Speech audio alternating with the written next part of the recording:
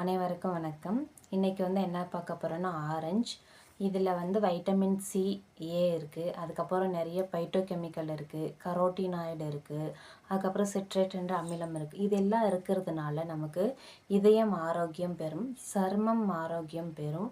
அதுக்கப்புறம் சிறுநீரக கல், இதில் இருக்கக்கூடிய சிட்ரேட் என்ற அமிலம் சிறுநீரக கற்கள் உருவாதலை தடுக்கும்.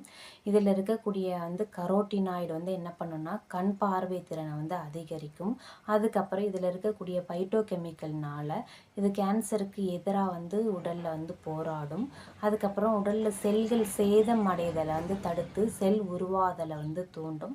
மலச்சிக்கல் ஏதாவது இருந்தாலும் ஆரஞ்சு டெய்லி நம்ம ஒன்று சாப்பிட்டா மலச்சிக்கல் எல்லாமே நீங்கி செரிமானத்தை நல்லா தூண்டிவிடும் சொல்லலாம்.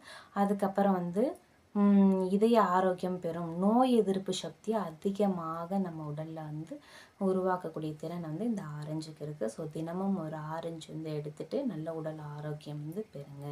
இந்த தோல் சருமத்துக்கு ஃபேஸ் பேக்காக நிறைய பேர் பயன்படுத்துவாங்க. ஆரஞ்சில் நிறைய விதங்கள் இருக்குது, அது உங்களுக்கு தெரியும். சாத்துக்குடி, கமலாப்பழம், கமலா ஆரஞ்சு, இந்த மாதிரி நிறைய விதமாக இருக்குது. எல்லாத்துலேயுமே அந்த புளிப்பு சுவைன்றதுனால அதனுடைய pH மாறுபடுது.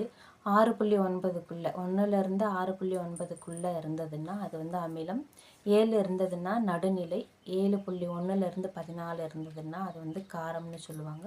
ஸோ இது எல்லாமே அமிலத்தை சேர்ந்தது. இதில் இருக்கக்கூடிய அமிலம் நம்மளுடைய உடலுக்கு எப்படியெல்லாம் பயன்படுது அப்படின்னு நான் இதில் பதிவில் சொல்லிட்டேன். நன்றி, வணக்கம்.